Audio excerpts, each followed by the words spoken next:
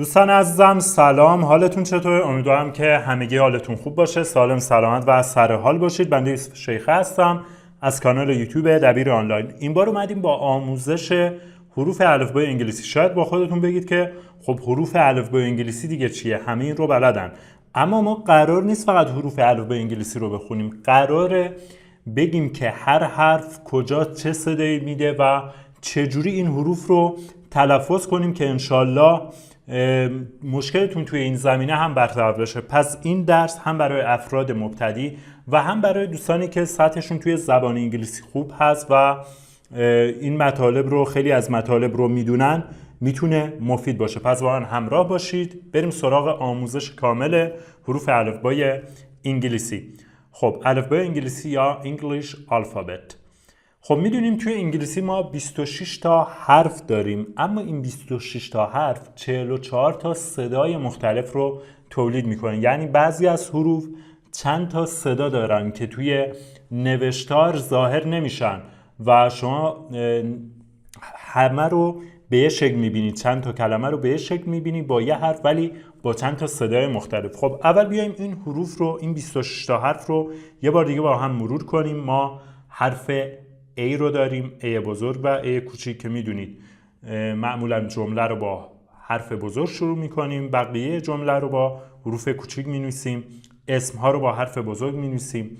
پس حرف A، حرف B، C، D، E، F، G، H، I، J، K، L، M، N، O، P، Q، R، S، T، U، V، W، X، Y و Z. حرف Z توی انگلیسی امریکن Z بهش گفته میشه، توی بریتانیا بهش Z گفته میشه. این حروف الفباشه، نحوه خوندن توی حروف الفبا به تنهاییه. مثلا ما حرف الف رو خب میگیم الف، ولی توی نوشتن ما هیچ وقت اون رو الف نمیخونیم. مثلا به عنوان مثال کلمه با رو داریم، اون آ رو الف نمیخونیم. اینجا هم دیگه ربطی به طریقه خوندنش توی کلمه نداره، فقط به تنهایی یه حرفی رو ببینیم مثلا اینجوری میخونیم. خب حالا بریم سراغ قسمت بعدیمون. توی این حروفی که ما داریم 5 تاش حروف با صدا هستن یا صدادار، بقیه حروف بی صدا هستن. حروف صدادار چیه؟ توی فارسی حروف صدادار ا، ا، او، آ، ای، او هست. اینا حروف صدادار هست. حروف صدادار حروفی است که توی حنجره تولید میشه و تارهای صوتی داخل حنجره رو میلرزونن. یعنی وقتی شما دارید این حروف رو ادا میکنین، مثلا میگید آ، وقتی دستتون رو بذارید روی گلوتون احساس میکنین که تارهای صوتیتون میلرزه. خب توی انگلیسی کدوم ها هستن؟ حرف A هست، حرف E، حرف I، حرف O و حرف U. این 5 تا حروف صدادار هستن و حرف Y نیمه صداداره. بعضی وقتا صدادار هست، بعضی وقتا غیر صدادار. البته خود U هم بعضی اوقات غیر صدادار هست. پس اینا حروف صدادار هستن، بقیه حروف بی صدا هستن. و بیشترین اشکالی هم که به وجود میاد توی تلفظ توی این حروف صدادار هست که صداهای متفاوتی داره. توی کلمات مختلف میبینید حرف A صداهای مختلفی داره. الان با هم میایم تک به تک هر کدوم از حروف رو بررسی میکنیم که توی حالتهای مختلف میتونه چه صدایی بده. خب از حرف A شروع میکنیم. حرف A توی کلمات مختلف چه صدایی خونده میشه؟ بعضی وقتا صدای آ خونده میشه حرف A. مثلا توی کلمه arm خب آ خونده میشه به معنای بازو. توی کلمه کار به معنای ماشین باز آ خونده میشه. wash به معنای شستن، was به معنای بود. پس بعضی وقتا صدای آ خونده میشه.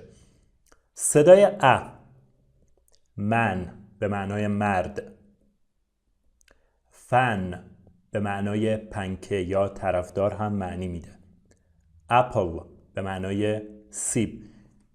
توی کلماتی که معمولاً، حالا همیشه نه، توی انگلیسی خب استثناء خیلی زیاد وجود داره، ولی خب بیشتر اوقات اگه حرف ا بین دو تا حرف بی صدا بیاد، مثل من، مثل فن، خب توی این حالت بیشتر صدای ا میده، مثل من، مثل فن، مثل بد، صدای ا میده وقتی بین دو تا حرف بی صدا هست بیشتر اوقات. حالا همیشه نه، چون استثناء بازم وجود داره. خب این دوتاش بعض وقتا صدای A میده، صدای A میده. کی صدای A میده؟ مثل کیک، کیک ببینید، مثل پیپر، مثل ریس به معنای نژاد یا به معنای مسابقه هم هست، مثل تیبل به معنای میز. اگر حرف A بین دو تا حرف بی صدا باشه و بعد از حرف بی صدا حرف ای بیاد، معمولا صدای A میده، مثل کیک ببینید، مثل ریس، مثل لیک به معنای دریاچه. اون همین جوریه، حرف A اومده بعدش یه حرف بی صدا بعدش ای اومده. اغلب اوقات میشه گفت توی 90% مواقع صدای A میده. ببینید کیک، ریس، بیک به معنای پختن، یا چه میدونم لیک رو گفتم دریاچه. و توی خیلی از مواقع که اینجوری باشه بعد از A یه حرف صدادار بی صدا و بعدش ای بیاد، یعنی یه فاصله بین A و ای وجود داشته باشه، صدای A میده.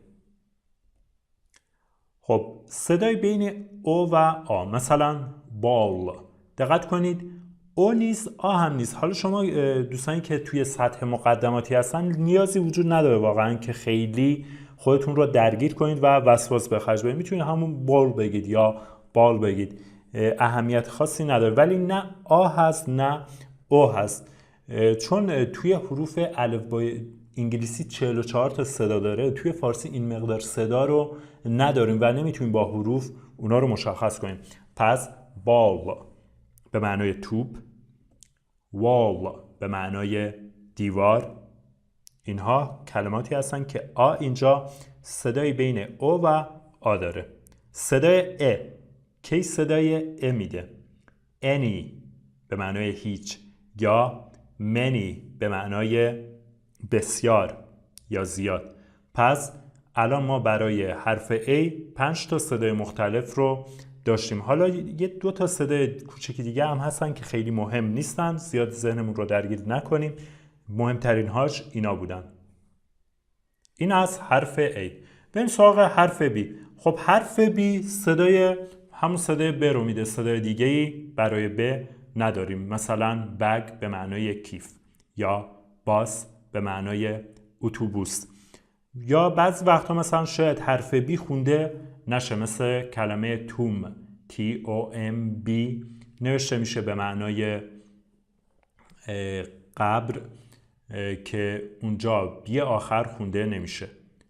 خب این از حرف بی. حرف سی. حرف سی دوستان 2 تا صدا میتونه داشته باشه، یا صدای که بده، بیشتر اوقات میشه گفت 90% اوقات صدای که میده، مثل کار به معنای ماشین، مثل کلاس به معنای کلاس، مثل کانتری به معنای کشور که صدای که میده. بعض وقتا صدای سه میده. حالا کی صدای سه میده؟ اگر بعد از سه یکی از حروف بعد از حرف سی یکی از حروف آی، ای و یا وای بیاد، ای، آی، این آی دوستان ال نیست، ای بیاد یا آی بیاد یا وای بیاد، اونجا حرف سی صدای سه میده و الا صدای که میده. به عنوان مثال سنتر، چون بعد از سی ای اومده صدای سه میده، نمیگید کنتر. خب سنتر به معنای مرکز. یا سیتی به معنای شهر، بعد از سی آی اومده صدای سه میده، سیتی به معنای شهر. یا بایسیکل، ببینید بعد از سی صدای حرف وای داریم میشه سی، بایسیکل به معنای دوچرخه. پس اینم از حرف سی. خب حرف دی مشخص صدای چی میده؟ همون صدای ده، صدای دیگه‌ای براش نداریم. دور به معنای در، یا بد به معنای همون بد. اما حرف ای، خب حروف صدا رو گفتیم معمولا چند تا صدا میدن. یکیش صدای ا به عنوان مثال egg میشه چی؟ تخم مرغ. get به معنای گرفتن. معمولا وقتی که حرف ا بین دو تا حرف بی صدا باشه صدای ا میده، مثل get، مثل مثلا چه کلمه دیگه ای، چرا چیزی توی ذهنم نمیاد، مثل hair، مثل bed، اینا صدای ا میده. خب بعد صدای ای مثل وی به معنای ما، مثل می به معنای به من، مثل هی، شی. پس میتونه این دو حالت رو داشته باشه حرف ای. مثل end به معنای چی دوستان؟ به معنای پایان یا آخر. این رو هم داریم. خب حرف F، حرف F همون صدای ف رو میده، مثل food به معنای غذا، مثل fish به معنای ماهی. پس اینم از حرف F. حالا حرف G دو تا صدا میتونه داشته باشه. یک صدای گ بده، مثل glass به معنای لیوان، مثل bag به معنای کیسه یا کیف. و صدای ج هم میتونه بده، مثل orange به معنای پرتقال، orange به معنای پرتقال. بعدی حرف H همون صدای ه رو میده، مثل hat به معنای کلاه، مثل hen به معنای مرغ. حرف I رو داریم که جزو حروف صدادار هست و این چند تا صدا داره. خب اولین حالتش اینه که صدای I میده، صدای I، مثل child به معنای بچه، یا like به معنای دوست داشتن، یا مثلا like bike به معنای دوچرخه، B-I-K-E. توی این حالت هم دوستان اگر آی داشتیم بعدش یه حرف صدادار بعدش ای داشتیم، توی اغلب اوقات صدای آی میده، مثل like، مثل bike، مثل چه میدونم الان چیز خاصه دیگه توی ذهنم نیست، ولی خیلی داریم تو این حالت رو. پس وقتی بین آی و ای یه دونه حرف صدادار فاصله داشته باشه، اون موقع آی رو چی میخونید؟ آی، همون آی میخونید. خب بعضی وقتا صدای ای میده، مثل fish به معنای ماهی، مثل lip به معنای لب، مثل sit به معنای نشستن. توی این حالت هم اگر بین دو تا حرف بی صدا محدود شده باشه، قبل و بعدش یه حرف بی صدا باشه، معمولا توی کلمات تک هجایی، یک هجایی، یک بخشی، صدای ای میده، ای کوتاه، lip، sit، fish. صدای ای کشیده هم معمولا میده، مثل bird، مثل به معنای پرنده، مثل sir به معنای آقا. اگر بعد از آی حرف آر بیاد صدا چیه دوستان؟ صدای ای کشیده میده، مثل bird، مثل sir، مثل girl، مثل first. ببینید همشون بعدشون آر داره به معنای دختر، first به معنای اول، اون هم به همین شکل هست. خب بعدی حرف J همون صدای ج میده، مثلا جمع به معنای مربع یا jump به معنای پریدن. حرف K خب همون صدای K رو میده، مثل kettle به معنای کتری، یا مثل bake به معنای پختن.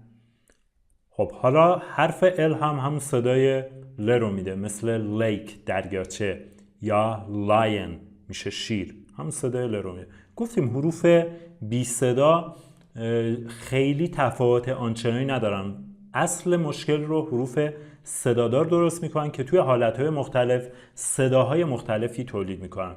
خب حرف ام هم همون صدای م رو میده، مثل مانکی، مثل من به معنای مرد، مانکی به معنای میمون. خب حرف ان همون صدای ن رو میده، مثل نیم به معنای اسم، مثلا نامبر به معنای شماره. حرف پی صدای پ رو میده، مثل پن به معنای خودکار، پنسل به معنای مداد، پن مثلا ماهیتابه. حالا حرف او جزء حروف صدادار باز هم جزء حروفیه که حالتهای مختلفی وجود داره براش. اولین حالت خب همون صدای او رو میده، صدای او، مثل روز به معنای گل سرخ، یا روپ به معنای تناب، یا مثلا مد به معنای همون مد، یا حالت. پس حرف او یکی از صداهاش همون او هست. اینجا هم دوستان وقتی بعد از او یه حرف بی صدا مثل اس اومده و بعدش ای بیاد توی کلمات تک هجایی یک بخشی، معمولا صدای او میده، روز، روپ.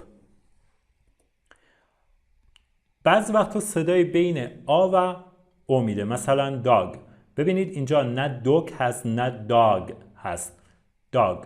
خب ولی شما لزومی نداره باز هم خیلی وسواس به خرج بدید، چون با حروف فارسی نمیشه دقیق مشخص کرد که چه صدایی میده. شما همون داگ بگید، اشکالی نداره، از هر کسی متوجه میشه منظورتون چیه. پس داگ به معنای سگ، یا فاکس به معنای روباه هم این شکل هست. بعضی وقتا صدای او میده، هم میتونه اوی کشیده باشه مثل شو به معنای کفش، میتونه اوی کوتاه باشه مثل دو رو هم داریم، مثل پوت اوی کوتاه باشه به معنای انجام دادن دو.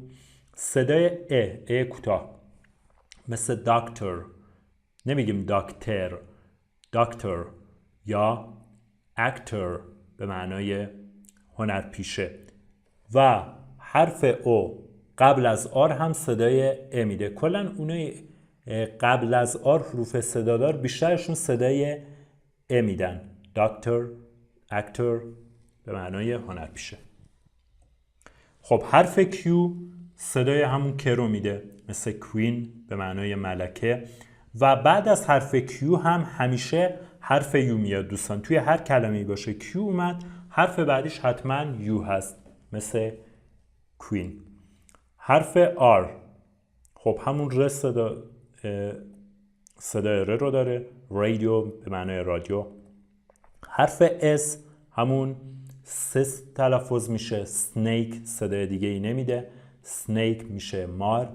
دقت کنید دوستان وقتی حرف اس اول کلمه باشه و حرف بعدیش هم بی صدا باشه، توی فارسی همچین حالتی نداریم. به همین خاطر میشه گفت 99% فارسی زبون ها این کلمات رو اشتباه تلفظ میکنن. مثلا میگن اسنیک، میگن استراکچر، در حالی که باید بگن structure. پس دقت کنید نگید اس تلفظ نمیشه، سه تلفظ میشه، snake، structure، sport، student نمیگیم student، یا strong به معنای قوی، نباید بگی strong.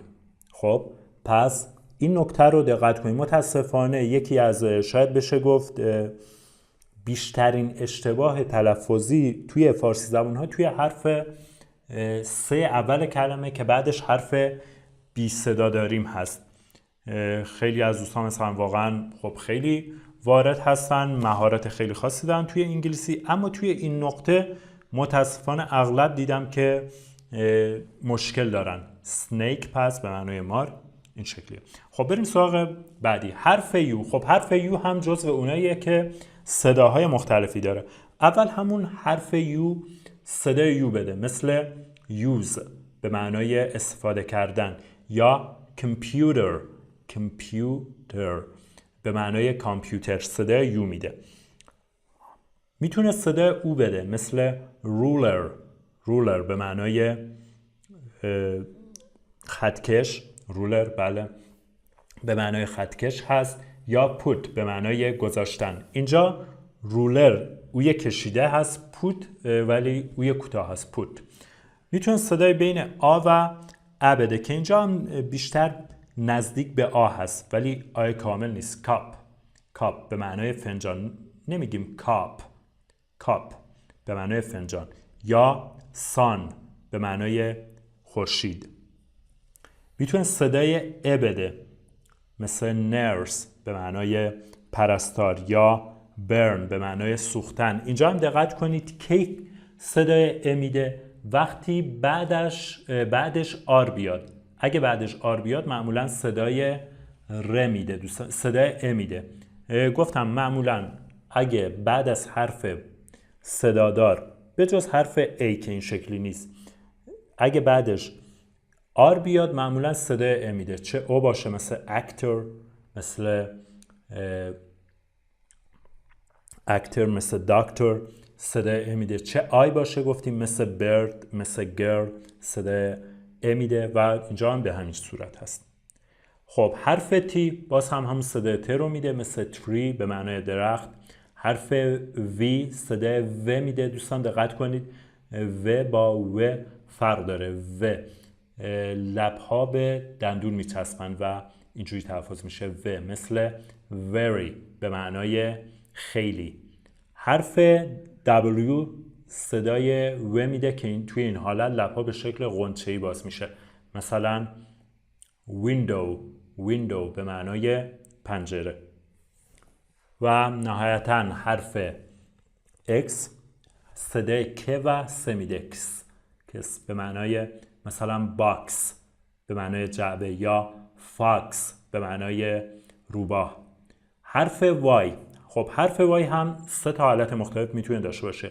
اگه اول کلمه بیاد حرف صدای ی میده مثل yellow به معنای زرد، yes به معنای بله اول کلمه پس صدای ی میده.